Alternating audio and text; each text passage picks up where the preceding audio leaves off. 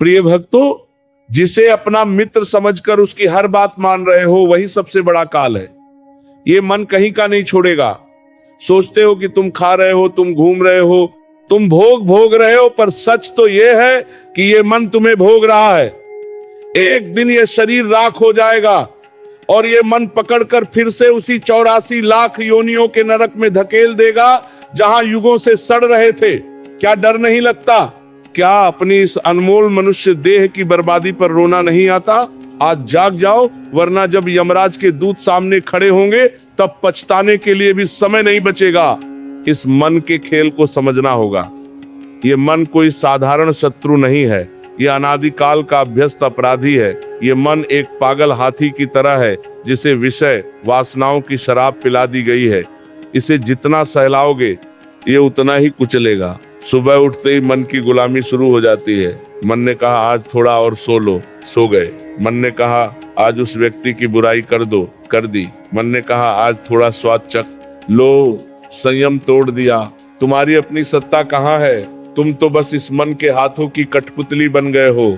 विचार करो, ये मनुष्य देह क्या मनोरंजन के लिए मिली है? क्या ये केवल सुंदर कपड़े पहनने, स्वादिष्ट भोजन करने और अंत में मिट्टी में मिल जाने के लिए है? नहीं, यह देह उस परम पद को पाने के लिए मिली है जिसे पाकर फिर कभी रोना नहीं पड़ता।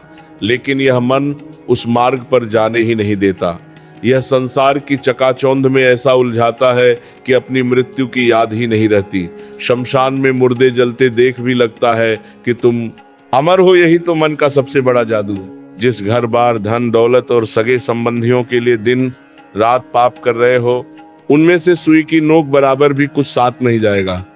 साथ जाएगा तो केवल किया हुआ भजन या किया हुआ पाप। ये मन पाप की ओर बड़ी आसानी से ले जाता है, क्योंकि वहां क्षणिक सुख है, लेकिन उसका परिणाम अनंत काल का दुख है। भजन की ओर जाने में यह मन 100 बहाने बनाएगा, नींद लाएगा, आलस लाएगा, क्योंकि यह जानता है कि जिस दिन भजन में लग गए उस दिन इसकी सत्ता समाप्त हो जाएगी। मन का एक स्वभाव है, ये कभी खाली नहीं बैठता। इसे कुछ न कुछ चाहिए। यदि इसे राधा नाम नहीं दोगे तो यह गंदी नालियों के विचार उठाएगा। यदि इसे संतों की सेवा में नहीं लगाओगे तो ये दूसरों के दोष देखने में लग जाएगा। दोष दृष्टि ही पतन का द्वार है। दूसरों के पाप देख देख कर अंतःकरण मलिन हो जाता है। जो गंदगी दूसरे के शरीर में है उसे अपने मन में क्यों भर रहे हो? अगर इस मन को जीतना है तो इसे वृंदावन की गलियों में ले आओ। इसे समझाओ कि रे मन, तू जहां सुख ढूंढ रहा है वहां केवल दुख की परछाई है। असली सुख तो लाडली जू के चरणों में है। जब तक मन को दंड देना नहीं सीखोगे ये चैन से नहीं जीने देगा। इसे जबरदस्ती नाम जप में लगाओ। जीभ न चले तो मन से रटो, मन न लगे तो रो कर प्रार्थना करो। हे किशोरी जू, इस दुष्ट मन ने बहुत नचाया है, अब आप अपनी कृपा की डोरी से इसे बांध लो। समय रेत की तरह हाथ से फिसल रहा है। हर सांस मृत्यु के करीब ले जा रही है। क्या तैयारी की है? अगर अभी इसी क्षण प्राण निकल जाए तो कहां जाओगे? क्या मन इतना शुद्ध है कि वह गोविंद के चरणों में टिक सके? अगर नहीं तो सावधान हो जाओ। मन के रहस्य को जानना है तो पहले अपनी स्थिति को पहचानो। एक जाल में फंसे हो और उस जाल का नाम मन है। मन का स्वभाव है कि ये पुरानी बातों को पकड़कर बैठ जाता है। किसी ने अपमान कर दिया तो ये मन वर्षों तक उस प्रतिशोध की आग में जलता रहता है। ये आग सामने वाले को जलाए या न जलाए, तुम्हें भीतर ही भीतर भस्म कर देती है। क्यों किसी के कचरे को अपने हृदय में स्थान देते हो? हृदय तो केवल प्रीतम के बैठने का सिंहासन है।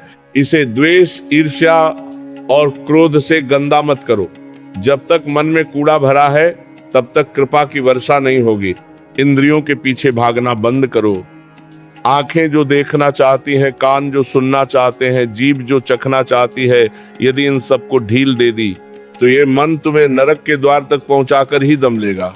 संयम का हंटर हाथ में उठाना ही होगा।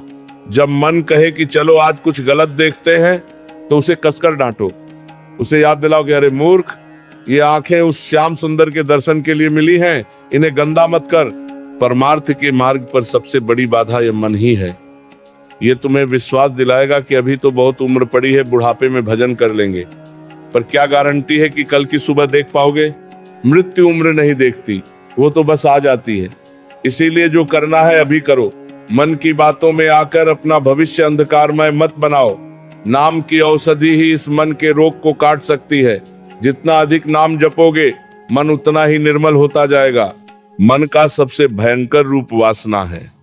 यह वासना केवल काम वासना नहीं है, बल्कि संसार की हर वस्तु को भोगने की जो तड़प है वही काल का फंदा है। मन तुम्हें समझाएगा कि थोड़ा सा चख लो, क्या बिगड़ जाएगा, एक बार देख लो क्या हो जाएगा, और यहीं से पतन की शुरुआत होती है। जैसे अग्नि में घी डालने से वह शांत नहीं होती बल्कि और भड़कती है, वैसे ही इंद्रियों को भोग देने से मन शांत नहीं होता, वह और अधिक भूखा हो जाता है। विचार करो, बचपन से आज तक कितनी इच्छाएं पूरी की, क्या मन भर गया? नहीं, वह आज भी पहले से ज्यादा प्यासा है। ये संसार मृग तृष्णा के समान है। रेगिस्तान में हिरण को लगता है कि आगे जल है, वह दौड़ता है, थकता है और अंत में प्यास से मर जाता है, पर उसे जल नहीं मिलता। तुम्हारा मन भी तुम्हें इसी मृग तृष्णा में दौड़ा रहा है। वह कहता है बड़ा मकान मिल जाए तो सुखी हो जाऊंगा, सुंदर स्त्री या पुरुष मिल जाए तो जीवन सफल हो जाएगा, संतान हो जाए तो शांति मिल जाएगी।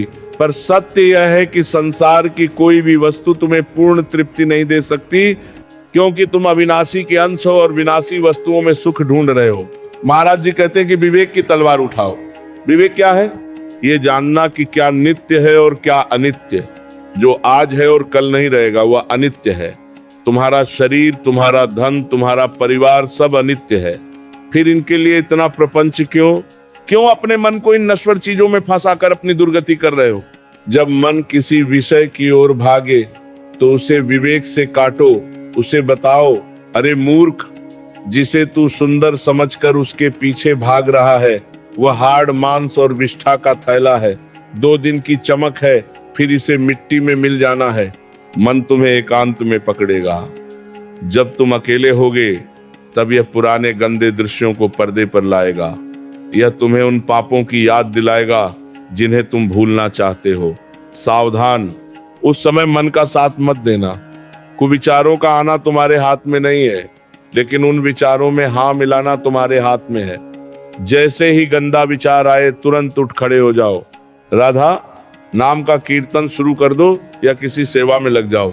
मन को खाली मत छोड़ो, क्योंकि खाली मन शैतान का घर है। चित्त की अशुद्धि ही तुम्हें भजन से रोकती है। तुम कहते हो महाराज जी नाम जप में मन नहीं लगता। अरे मन लगेगा कैसे? तुमने इसमें संसार का इतना कचरा भर रखा है कि वहां गोविंद के बैठने की जगह ही नहीं बची। पहले सफाई करो। सफाई कैसे होगी? संत संग और सत्य संग से।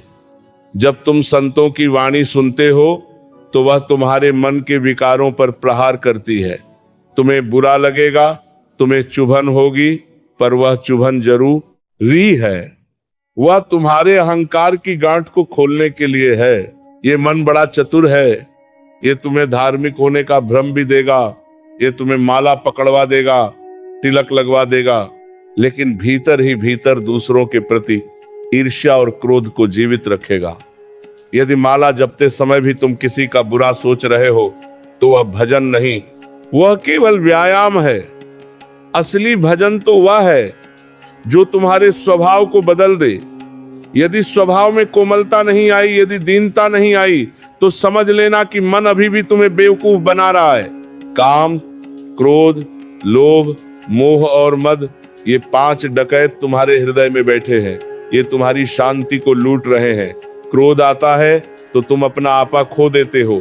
लोभ आता है तो तुम किसी का भी गला काटने को तैयार हो जाते हो। मोह आता है तो तुम सत्य को भूल जाते हो। इन सबको पालने वाला ये मन ही है। इसे मारना नहीं है, इसे मोड़ना है। क्रोध करना है तो अपने दोषों पर करो। लोभ करना है तो राधा नाम का करो। मोह करना है तो बिहारी जी के चरणों से करो। एक बात याद रखना, जो मन के कहे पर चलता है वह पशु है, जो विवेक के कहे पर चलता है वह मनुष्य है, और जो गुरु के कहे पर चलता है वह देवत्व को प्राप्त होता है। अपनी बुद्धि का ज्यादा प्रयोग मत करो, क्योंकि तुम्हारी बुद्धि अभी मन की दासी है। गुरु की आज्ञा को सिरोधार्य करो। जब गुरु कहे नाम जपो तो फिर कोई तर्क मत करो। मन कहेगा अभी काम है, गुरु की आज्ञा कहती है अभी नाम है। गुरु की आज्ञा पर मन की बलि चढ़ा देना ही वास्तविक साधना है। पवित्रता का अर्थ केवल शरीर धोना नहीं है, असली पवित्रता भाव की है। यदि तुम्हारा भाव शुद्ध है तो तुम जहां बैठे हो वहीं वृंदावन है। यदि भाव अशुद्ध है तो वृंदावन में रहकर भी तुम नरक का अनुभव करोगे। मन को भावुक बनाओ, लेकिन संसार के लिए नहीं, उस प्रीतम के लिए। तड़पो, रो, पुकारो जैसे एक बच्चा अपनी माँ के लिए रोता है। जब तुम्हारी पुकार में सच्चाई होगी तो ये मन अपने आप शांत हो जाएगा। जीवन की सार्थकता इसी में है कि तुम इस मन को जीत लो। जिसने मन को जीत लिया उसने जग जीत लिया, और जिसने मन के सामने घुटने टेक दिए वह चक्रवर्ती सम्राट होकर भी एक तुच्छ गुलाम है। समय बीत रहा है, इंद्रियां शिथिल हो रही हैं। इससे पहले कि मौत का बुलावा आए अपने मन को तैयार कर लो। इसे नाम के रस में ऐसा डुबो दो कि इसे संसार का फीका रस फिर कभी न सुहाए। लाडली जू की कृपा पर भरोसा रखो, वे तुम्हें इस भवसागर से पार लगा देंगी। मन का सबसे बड़ा रोग अशुद्धि है। जैसे गंदे दर्पण में अपना मुख स्पष्ट नहीं दिखता, वैसे ही वासनाओं से मटमैले हुए मन में परमात्मा का प्रतिबिंब नहीं पड़ता। तुम कहते हो महाराज जी, हम तो बहुत समय से मंदिर जा रहे हैं, हम तो रोज आरती करते हैं, पर शांति क्यों नहीं मिलती? शांति इसलिए नहीं मिलती क्योंकि तुम केवल शरीर से मंदिर में हो। मन तो अभी भी बाजार की गलियों में घूम रहा है। मन को शुद्ध करने का एकमात्र साबुन नाम जप है। नाम की महिमा वो है जिसे स्वयं महादेव भी गाते गाते नहीं थकते। ये मन बड़ा कुतर्की है। ये तुमसे कहेगा नाम जपने से क्या होगा? क्या केवल होठ हिलाने से भगवान मिल जाएंगे? अरे मूर्ख, जब तुम जहर खाते हो तो चाहे तुम उसे शक्कर समझकर खाओ या कड़वा समझकर, वो अपना काम करेगा ही। वैसे ही चाहे तुम श्रद्धा से नाम जपो या बिना मन के, वह नाम तुम्हारे पापों के ढेर को भस्म करना शुरू कर देगा।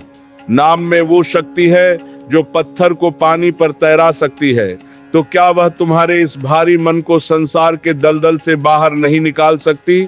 महाराज जी कहते हैं कि नाम को अपनी श्वास बना लो। जैसे श्वास के बिना यह शरीर मिट्टी है, वैसे ही नाम के बिना तुम्हारा जीवन व्यर्थ है। राधा राधा या जो भी तुम्हारे गुरु ने मंत्र दिया है, उसे अपनी जीभ पर रख लो। शुरू में मन भागेगा, उसे भागने दो। जैसे एक छोटे बच्चे को बार बार पकड़कर सही रास्ते पर लाया जाता है, वैसे ही इस मन को बार बार नाम की ओर मोड़ो। चित्त की चंचलता का कारण अन्न और संग भी है। जैसा खाओ अन्न, वैसा बने मन। यदि तुम हराम की कमाई का अन्न खा रहे हो, यदि तुम किसी का दिल दुखाकर धन कमा रहे हो, तो वो अन्न तुम्हारे मन में काम और क्रोध पैदा करेगा। शुद्ध, सात्विक और प्रभु को अर्पित किया हुआ प्रसाद ही तुम्हारे मन को शांत कर सकता है। और दूसरी बात, संग। अगर तुम उन लोगों के साथ बैठते हो जो केवल संसार की चर्चा करते हैं, जो दूसरों की निंदा करते हैं, तो तुम्हारा मन कभी स्थिर नहीं होगा।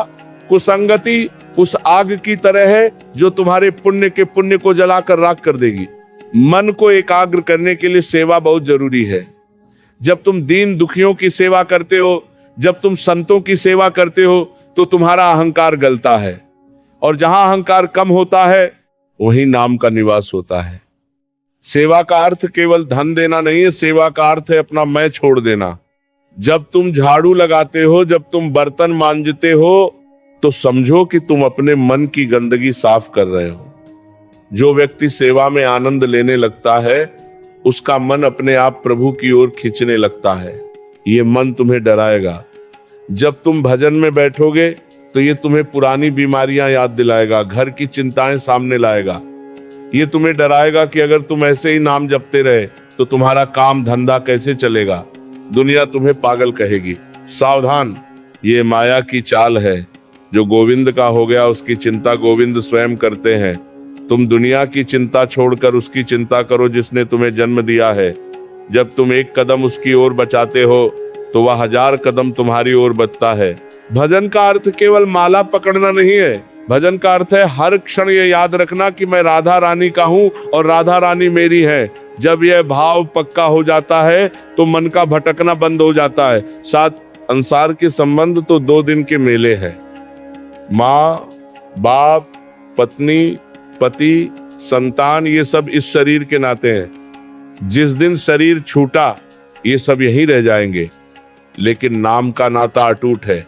वह मौत के बाद भी तुम्हारे साथ चलेगा। क्या तुमने उस सच्चे साथी को पुकारा है? मन की शुद्धि के लिए मौन का अभ्यास करो। जितना ज्यादा तुम बाहर बोलोगे उतना ही तुम्हारा मन बाहर की ओर भागेगा। कम बोलो, हितकारी बोलो और मधुर बोलो। बाकी समय अपनी जीभ को नाम में लगाओ। जब तुम मौन रहते हो तो तुम्हारी ऊर्जा संचित होती है और वह ऊर्जा तुम्हें ध्यान की गहराइयों में ले जाती है। जो व्यक्ति अपनी वाणी पर नियंत्रण पा लेता है वो आधे मन को तो वैसे ही जीत लेता है।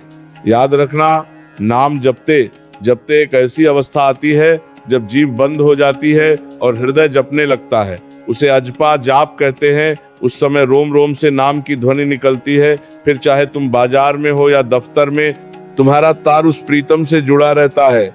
वही जीवन की सफलता है। फिर मन तुम्हारा दास बन जाता है। वह जहां भी जाएगा उसे केवल अपना प्रियतम ही दिखाई देगा। कण कण में, जन जन में उसे श्यामा श्याम का दर्शन होगा। समय बहुत कम है। ये कलयुग है। यहाँ केवल नाम का ही आधार है। न तप संभव है, न बड़े बड़े यज्ञ। केवल नाम, नाम, नाम। अपने मन को समझाओ कि रे पागल, अब तो मान जा, बहुत भटक लिया, अब घर चल। वृंदावन की रज का आश्रय लो, नाम की औषधि पियो और इस भवसागर के रोग से मुक्त हो जाओ। लाडली जो दयालु हैं, वे तुम्हारी एक पुकार पर अपना बना लेंगी। बस तुम पुकारना तो सीखो। मन का सबसे बड़ा भ्रम ममता है। ये मेरा घर है, ये मेरा परिवार है, ये मेरा शरीर है। यही वह फांसी का फंदा है जिसने तुम्हें जन्मों जन्मों से बांध रखा है। महाराज जी कहते हैं कि इस संसार की असारता को देखो। जिसे तुम अपना कह रहे हो, क्या वह सदाता तुम्हारे साथ रहेगा? शमशान की ओर दृष्टि डालो। वहां रोज सैकड़ों मेरे मेरे करने वाले मिट्टी में मिल रहे हैं। उनके पीछे रोने वाले भी कुछ दिन में उन्हें भूल जाते हैं। यह संसार एक चलते फिरते मेले के समान है जहां शाम होते ही सब बिछड़ जाते हैं। फिर इस अधूरी और झूठी दुनिया के लिए अपने अविनाशी मन को क्यों गंदा कर रहे हो? वैराग्य का अर्थ है मन से संसार की सत्ता को उखाड़ फेंकना। जब तुम्हें यह बोध हो जाए कि यहाँ की कोई भी वस्तु तुम्हें सुख नहीं दे सकती, तब असली वैराग्य जन्म लेता है। मन बड़ा चतुर है। ये तुम्हें छोटी छोटी चीजों में उलझाएगा। कभी पद का लोभ देगा, कभी मान प्रतिष्ठा का भूखा बनाएगा। लोग तुम्हारी प्रशंसा करें, तुम्हें पूजे। ये चाहत कैंसर की तरह मान की इच्छा रखने वाला कभी भजन नहीं कर सकता, क्योंकि उसका मन तो लोगों की जुबान पर टिका है कि वे क्या कहेंगे। विचार करो, जब तुम पैदा हुए थे तब क्या साथ लाए थे, और जब जाओगे तब क्या ले जाओगे? खाली हाथ आए थे और खाली हाथ ही जाना है। बीच का ये जो समय है, इसमें संग्रह की जो पागलपन वाली दौड़ है, वही मन की अशांति का कारण है। तुम जितना जोड़ते हो उतना ही डरते हो। जितना तुम संसार को पकड़ते हो उतना ही संसार तुम्हें जकड़ता है। इस पकड़ को ढीला करो। वस्तुओं का उपयोग करो, पर उनमें मन मत फंसाओ। जैसे एक यात्री धर्मशाला में रहता है, वह जानता है कि यह उसका घर नहीं है। वो वहां की सुख सुविधाओं का आनंद तो लेता है पर मोह नहीं करता। वैसे ही इस संसार में रहो। मन को वैराग्य की अग्नि में तपाना होगा। जब मन कहे कि चलो उस सुंदर वस्तु को भोगते हैं, तो उसे तुरंत याद दिलाओ कि यह तो विनाशी है, यह तो दुख का द्वार है। जो आज सुख दे रहा है वही कल वियोग में तड़पाएगा। ये संसार का नियम है। जहां संयोग है वहां वियोग निश्चित है। जहां जन्म है वहां मृत्यु खड़ी है। तो फिर ऐसी चीज से प्रेम क्यों करना जो टिकने वाली ही नहीं है? प्रेम तो उससे करो जो सदा था, सदा है और सदा रहेगा। वह केवल गोविंद है। महाराज जी पुकार पुकार कर कहते हैं कि अपनी वृत्तियों को अंतर्मुखी करो। हम बाहर की गंदगी देखते हैं, दूसरों के फटे कपड़े देखते हैं, दूसरों के दोष देखते हैं, पर अपने भीतर झांकने का साहस नहीं जुटा पाते। अपने भीतर देखो, वहां ईर्ष्या की कितनी गहरी खाई है, वहां कपट का कितना कीचड़ है। जब तक भीतर की सफाई नहीं होगी तब तक वह परम सुंदर श्याम सुंदर वहां कैसे विराजेगा? मन को दर्पण की तरह साफ करो। वैराग्य वह पानी है जिससे मन का मैल धुलता है। संसार में रहकर भी निर्लिप्त रहना सीखो। जैसे जल में कमल रहता है, पर जल की एक बूंद भी उस पर नहीं ठहरती। गृहस्थी में रहो, व्यापार करो, सेवा करो, पर हृदय में केवल राधा नाम की गूंज रहे। यदि तुम्हारे हाथ काम में लगे हैं और मन नाम में लगा है, तो तुम सबसे बड़े योगी हो। लेकिन यदि हाथ में माला है और मन में व्यापार चल रहा है तो तुम केवल स्वयं को धोखा दे रहे हो। ईश्वर को तुम्हारी गिनती से मतलब नहीं है, उसे तुम्हारे भाव से मतलब है। क्या तुम्हारा भाव निष्काम है? क्या तुम बिना किसी स्वार्थ के उसे पुकार सकते हो? अहंकार ही वैराग्य का सबसे बड़ा शत्रु है। मैंने ये किया, मैं इतना बड़ा भक्त हूँ, मैं इतना दान देता हूँ, ये मैं ही सब गुड़ गोबर कर देता है। जहां मैं है वहां हरि नहीं, और जहां हरि है वहां मैं की छाया भी नहीं रह सकती। अपने आप को शून्य कर दो, कहो कि हे किशोरी जू, मैं तो एक तुच्छ तिनका हूँ। जो कुछ भी अच्छा हो रहा है वो आपकी कृपा है, और जो बुरा हो रहा है वह मेरा अपना दोष है। जब तुम अपनी हस्ती मिटा दोगे तभी तुम्हें उस मस्ती का अनुभव होगा जो संतों के पास होती है। विषय भोगों का त्याग केवल बाहर से मत करो। बहुत से लोग बाहर से तो व्रत रखते हैं पर मन ही मन पकवानों के सपने देखते हैं। ऐसा त्याग ढोंग है। असली त्याग वह है जब मन में विषयों के प्रति अरुचि हो जाए, जब तुम्हें संसार का सुख काक विष्ठा के समान लगने लगे, तब समझना कि वैराग्य का उदय हुआ है। इसके लिए नाम जप ही औषधि है। जैसे जैसे नाम का रस बढ़ेगा संसार का रस फीका होता जाएगा। चीनी मिल जाने पर पानी का मीठापन कोई नहीं पूछता, वैसे ही नाम का अमृत मिलने पर भोगों का जहर कोई नहीं पीता। मृत्यु को हर पल याद रखो। ये कोई डराने वाली बात नहीं है, ये सत्य है। जो मृत्यु को याद रखता है उसका मन कभी पाप नहीं कर सकता। वो सोचेगा क्या पता ये मेरी आखिरी सांस हो, क्या मैं इस गंदे विचार के साथ मरना चाहता हूं। मृत्यु का स्मरण ही मन को सीधा रखता है। यह मन एक बिगड़े हुए बालक की तरह है, इसे यमराज का डर दिखाना ही पड़ता है। जब यह डर जाता है तब यह चुपचाप प्रभु के चरणों में बैठ जाता है। अब भी समय है, संभल जाओ। इस झूठे संसार के रंग तमाशे में अपनी अनमोल संपत्ति समय को मत लुटाओ। समय ही वह धन है जिससे तुम परमात्मा को खरीद सकते हो। एक एक सांस की कीमत समझो। जो सांस बिना नाम के निकल गई वो समझो व्यर्थ चली गई, वो फिर लौट कर नहीं आएगी। अपने मन को समझाओ, रे मन अब बहुत खेल लिया, अब तो विश्राम कर। अब तो अपने असली पिता के पास चल, लाडली जू की शरण में आ जाओ। वहां तुम्हें वो सुख मिलेगा जो तीनों लोकों में कहीं नहीं है। तुम जिसे अपना मित्र कहकर गले लगा रहे हो, कहीं वही तुम्हें नरक के द्वार तक तो नहीं ले जा रहा। एक शराबी का साथ तुम्हें नाली में गिरा सकता है, पर एक विषय और निंदक का साथ तुम्हारी अनंत जन्मों की कमाई भजन को एक पल में राख कर सकता है। कुसंगति उस कोयले की तरह है जो जलता हो तो हाथ जला देता है और बुझा हो तो हाथ काला कर देता है। अगर इस मन को बचाना चाहते हो तो आज ही उन द्वारों को बंद कर दो जहां से संसार का कचरा तुम्हारे भीतर प्रवेश करता है। महाराज जी कहते हैं कि इस मार्ग पर सबसे बड़ी सावधानी संग की है। यह मन एक कोरे कागज की तरह है, इस पर जैसा रंग चछाओगे वैसा ही ये रंग जाएगा।